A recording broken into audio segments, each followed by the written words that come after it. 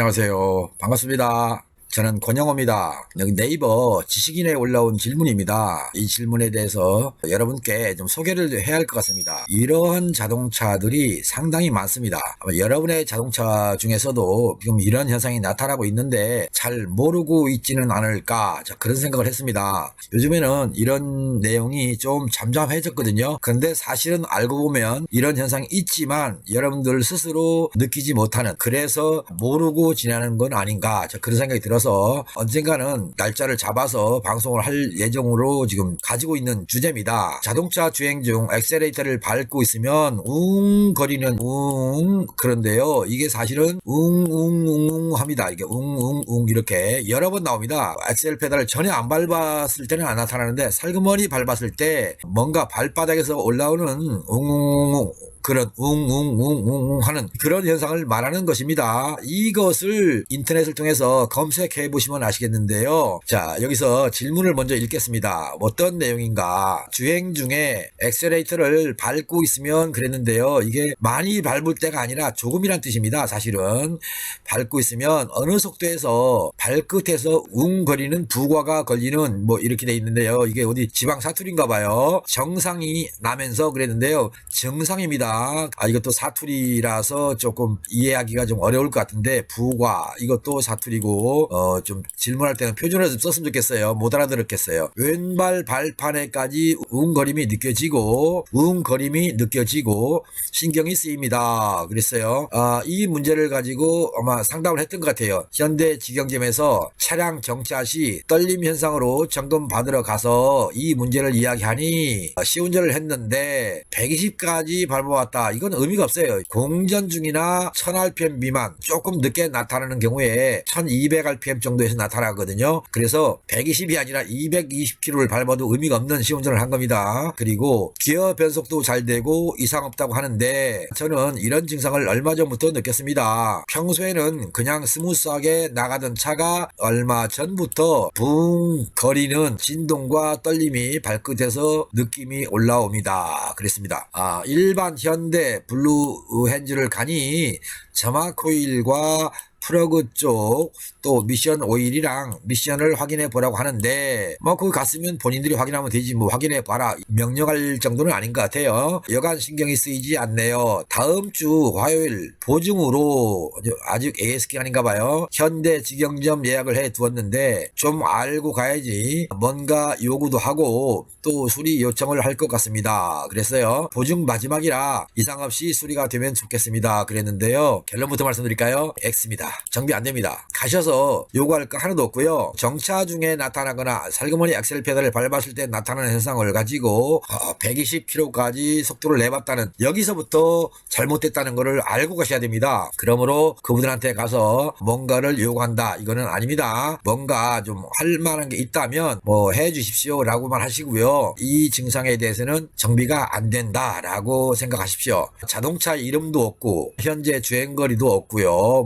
기타 제가 답변하는데 재료가 없어요. 사실은요. 질문을 보니 이거는 바로 부밍음입니다. 부밍음. 인터넷으로 부밍음에 대해서 검색을 해보면 참 많은 길이 나올 겁니다. 이 부밍음은요, 결론을 말씀드리면 이 부밍음은 첫 번째 원인이요, 오일입니다. 엔진 오일 때문에 발생합니다. 두 번째는요, 오일 교환 주기입니다. 오일 교환을 얼마 만에 한 번씩 바꾸느냐, 이겁니다. 교환 주기. 그러니까 이것도 오일이죠. 사실은요. 엔진 오일의 점도거든요. 여기서 말하는 거는 점도. 그리고 우리 선생님은 오일 교환 주기를 어떻게 하느냐, 이런 얘기예요. 자동차의 종류에 따라서 내 차는 나나 안 나나 이런 개념이 아니라요, 모든 자동차는 가솔린 차든 LPG 차든 또 디젤 차든 모두가 다 오일에 관련해서 부밍음을 만들어냅니다. 그러니까 이 부밍음 처리를 위해서 사람들이 많은 시도를 하는데요. 어떤 시도를 하냐면 에어클리너 옆에 붙어있는 리조네이터, 이렇게 그림 하나 그릴게요. 여기에 또 주름관이 있습니다. 이렇게 주름관이 있고요. 일부에는 이렇게 조그마한 이런 게 있습니다. 이런 거. 이렇게 붙어 있고 공기 필터가 들어가는 에어 클리너 하우징이 있습니다. 그리고 이쪽으로는 또다시 외부 공기가 들어가도록 이렇게 구멍 뚫려서 에어 클리너로 공기가 들어가죠. 이렇게 들어가서 빨려 들어가고요. 이 리조네이터가 부밍음의 원인이다 라고 해서 상당히 많은 분들이 리조네이터를 떼어내고 여기다가 뭘 마개로 해서 막아놓은 차들이 있어요. 제가 그런 걸 발견하면 혹시 이 차도 엔진에서 웅웅웅웅 하는 현상이 나타났었습니까? 예, 부밍음이요? 예, 그래요. 잘 아시더라고요. 부밍음이 생겨서 자기 나름대로 진단을 해보니 이쪽에서 울리는 것 같더라. 그래서 떼어냈더니 그나마 낫더라. 이렇게 얘기를 해요. 사실은 아닙니다. 이것이 없음으로써 어떤 현상이 오냐.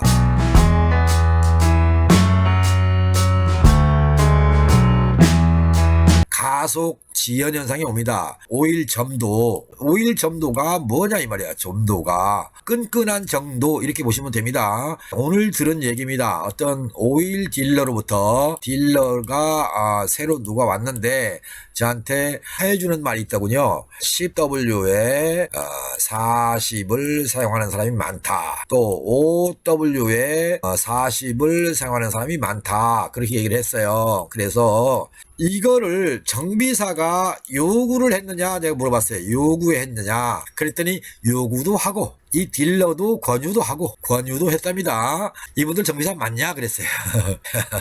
왜 그러냐, 정비사라면 이거를 쓰면 안 된다는 얘기입니다. 그 딜러는 자동차 전문가가 아니니까 몰라서 권유할 수 있어요. 그런다고 정비사가 그래요 라고 하고 물건을 받아서 고객의 자동차들한테 이 오일을 넣어준다 이런 얘기거든요. 그럼 안 되는 거예요. 이거는 아닙니다. 네, 우리 선생님 질문하신 분, 선생님 자동차에 지금 엔진 오일 뭐 들어갑니까? 0W부터 시작합니다. 20, 30, 또 40 이렇게 있을 겁니다. 그리고 OW에 20, 30, 40도 있습니다. W에 20, 30, 또 40이 있습니다. 최소한 9가지 종류죠. 9가지 품목 중에서 우리 선생님은 어떤 오일을 넣으셨습니까? 기억나십니까? 평균적으로요, 많은 분들이 사용하는 것이 0W에 30 정도를 사용합니다. 또 5W에 30을 사용합니다. 그리고 10W에 30을 사용합니다. 가장 많이 지금 선택하고 있는 종류고요. 여기에다가 광유를 선택하는 분과 합성유를 선택하는 분, 또 뭐 100% 합성유, 50% 합성유, 70% 합성유, 또 30% 합성유 등등 다양한 조건을 가지고 선택해서 넣어요. 엔진 오일 점도 뭔지 기억나시죠? 근데 저는 좀 알 수 없지 않습니까? 알 수 없으니까 제가 그냥 추측하는 겁니다. 선생님 자동차는 40을 썼거나 이렇게 아마 40 사용했거나 만일에 30짜리를 썼다면 30짜리를 사용했다면 교환 주기를 1만 킬로에 한 번씩 바꾸는 분입니까? 라고 하는 겁니다. 이렇게 1만 킬로에 바꾸느냐 그런 얘기고요. 만일에 5천 킬로마다 바꿨다면 그때는요, 이거 말고 다른 또 한 가지의 정비 범위가 있어야 됩니다. 그래야 우리 선생님 자동차에 웅웅거린다는 부밍음을 잡을 수 있습니다. 만일에 지금 40짜리를 사용해서 엔진 소음이 줄어든 것을 느끼고 있다면 오일 점도를 30짜리로 내리십시오. 그리고 플러스 또 이것이 필요합니다. 이거 바로 지금 이제 말씀드릴 건데요. 중요하니까요. 40짜리를 썼던 30짜리를 사용했던 제가 추천하는 물음표의 정비용이 이거.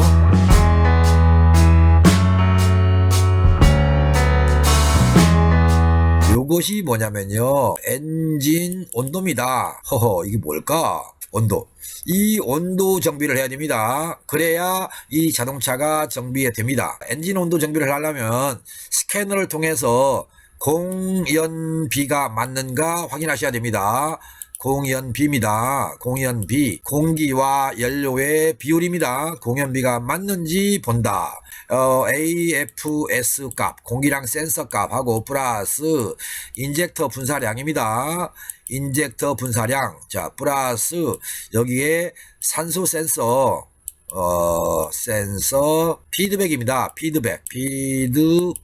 이렇게 됩니다. 이거는 파형으로 봐야 됩니다. 그래서 피드백으로 보는데요. 이렇게 지금 이런 모습이 나오고 있는가, 이거를 파형으로 보셔야 됩니다. 세 가지를 통해서 내 자동차의 공연비가 잘 맞는가 안 맞는가 그걸 찾을 수 있다는 얘기고요. 플러스 그 다음에 냉각수입니다. 냉각수입니다. 부등액 들어있죠.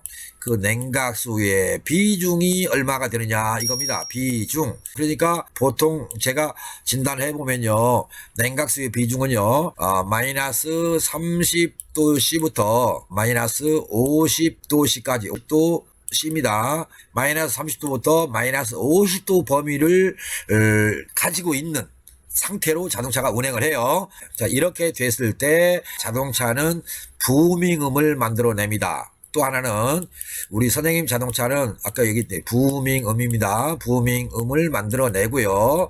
흡기 계통의 오염입니다. 흡기 오염. 결론은 뭡니까? 선생님 자동차에서 흡기 오염이 됐다, 청소한 적이 있다, 그렇다면 흡기 오염이 왜 됐지라고 하는 생각을 하셨어야 되는데 그걸 안 했고요. 또 하나는 흡기 오염이 되는 원인을 제거를 했어야 돼요. 이 원인이 바로 뭐냐면 바로 오일이었다고. 엔진 오일 교환 주기와 점도가 맞지 않은 상태에서 운행을 하면 흡기 오염이 됩니다. 그리고 그 오염이 된 상태는 부밍음을 만들어냅니다. 이렇게 되면 엔진의 출력도 떨어지고 연비도 하락하고 공전 시에 떨림도 있고요. 좀 심한 자동차는 자동차 검사 들어가면 무슨 현상이 나오냐면 HC라고 하는 탄화수소에서 불합격을 받습니다. CO는 그런 대로 합격이 되는데 이 탄화수소에서 불합격을 맞습니다. 그렇다면 우리 선생님 지금 제 얘기를 들어보니 어떻습니까? 애프터 서비스를 가셔서 마지막 보증기간 서비스를 받고 싶은 생각이 있으십니까? 있다면 가십시오. 지금까지 이렇게 본점이나 직영점이나 뭐 브랜드를 가서 대화를 해본 내용으로 봐서는 가봤자 정비 안 된다는 말씀을 저는 드렸고요. 물론 그분들이 제 영상을 보시고 나서 이 부밍음이라는 것이 생긴 것 같다는데 무엇을 정비하면 부밍음을 잡을 수 있습니까? 라고 한다든가, 아니면 그분들한테 내 자동차가 현재 상태가 이런데 굳이 110km까지 시운전을 해야 할 필요가 있느냐, 이런 식으로 말씀을 나누셔야 돼요. 그런데 그렇지 않고 무조건 그냥 정비해 주십시오 라고 한다면 스캐너에서 진단할 수 있어요. 스캐너 진단해보고 고장 코드라고 그러죠. 에러 코드. 그게 없으면 그냥 자동차 정상입니다. 그냥 조심해서 타십시오. 이 정도가 선생님께 드리는 위로의 말씀이 아닐까. 또 마지막 보증 정비를 하러 오신 분한테 드리는 그분들의 말씀이 아닐까, 이런 생각을 해봤습니다. 그러니까 엑셀 페달을 밟을 때 웅웅웅웅 하는 겁니다. 웅이 아닙니다. 웅자리를 여러 번 넣어야 돼요. 웅웅웅웅 이런 식입니다. 그런 식으로 나오는 걸 부밍음이라고 한다. 부밍음은 엔진 오일 점도와 오일 교환 주기 그리고 엔진의 온도, 이 세 가지 조건에 의해서 만들어진다. 그러면 지금 선생님 자동차가 5만을 탔든 10만을 탔든 만을 탔든 중요하지 않습니다. 모든 자동차는요 미리 발견이 되고 안 되고의 차이일 뿐이지 부밍음을 가지고 있습니다. 그런데 운전하는 분이 엑셀 페달을 좀 세게 밟고 나가는 분은 부밍음을 모르고요, 천천히 가는 분만 부밍음이라는 걸 압니다. 평균적으로 2000rpm 미만대에서 운행하려는 분들이 많으세요. 그런 분들은 부밍음을 잘 아십니다. 그런데 남한테 질서라 신호대기에 서 있다가 붕 밟고 나가는 분 있죠. 다른 차보다 좀 앞에 가는 그런 분들은요 부밍음이 있어도 잘 모르십니다. 그러니까 우리 선생님은 어떤 스타일의 운전을 하시는 분인지 저는 이미 알겠다, 그런 차원에서 질문을 보고 좀 지켜봤습니다. 어느 분이 누가 답을 하는가. 그런데 답을 하는 분이 없네요. 그래서 제가 답변을 해드렸고요. 이 문제로 뭐 정비 비용을 묻는 분들이 있더라고요. 차를 보지도 않았는데 묻는 분들이 있으세요. 그런데요 사실은 스캐너를 보아야 정비 비용이 산출이 됩니다. 그걸 아시고요. 부디 마지막 보증 정비 가셨으니까 기대는 하지 마시고, 그러나 그분들이 정비를 해줄 수 있다면 선생님은 영광인 분이다. 정말로 다른 회사 차 사지 마시고 그 회사 차를 앞으로 영원히 애용해 주시는 평생 고객이 되실 것 같다. 자, 그런 생각을 했습니다. 조금 도움이 됐을까요? 도움이 안 됐을까요? 제가 답변을 마치면서 어떤 분과 오늘 잠시 통화를 했습니다. 유튜브 영상을 봤다고 그래서 그러면 구독자로 됐습니까? 라고 해봤어요. 그랬더니 저는 제 가까운 사람이 영상을 올려도 저는 구독은 안 해줍니다. 그러더라고요. 그러지 마십시오. 구독이 늘어나야 저희가 힘이 생깁니다. 제가 올려드린 영상에 대해서 보시고 저한테 전화까지 해서 물으신 분께서 구독을 안 해줬다는 거는 그거는 예의가 아니죠. 선생님들이 어느 누가 구독을 해준다고 여러분들한테 뭐 유튜브에서 돈 빼가지 않습니다. 구독은 그냥 감사하다는, 또 앞으로 계속 보겠다는, 당신의 정보를 보겠다는 어떤 약속입니다. 안 보셔도 되는 거예요. 그런데 한번 보셨을 때 마음에 들었어 하는 생각이 든다면 구독해 주십시오. 그래야 영상 제작자한테 힘이 됩니다. 권영호 채널에 오신 분, 권영호의 유튜브 영상에서 조금 더 도움이 되는 그런 영상이었다고 생각하신다면 좋아요를 누르시든 구독을 눌러주시든 눌러주시고요. 그리고 제가 여러분들한테 뭔가를 더 많이 전달해 드리기 위한 어떤 힘을 주십시오. 그게 제가 바라는 바입니다. 이제 오늘이 입동이라고 하는데 상당히 추워졌습니다. 우리 권영호 TV를 찾아오시는 여러분 모두가 건강한 겨울을 시작했으면 좋겠고요. 내년 봄까지 또 뭐 앞으로 쭉 늘 건강한 상태로 다시 만날 수 있었으면 하는 바람을 가지고 오늘 주행 중 엑셀리터를 밟고 있으면 웅웅거린다는 느낌의 부밍음에 대해서 말씀 마칠까 합니다. 고맙습니다. 다음에 또 뵙겠습니다. 바이바이.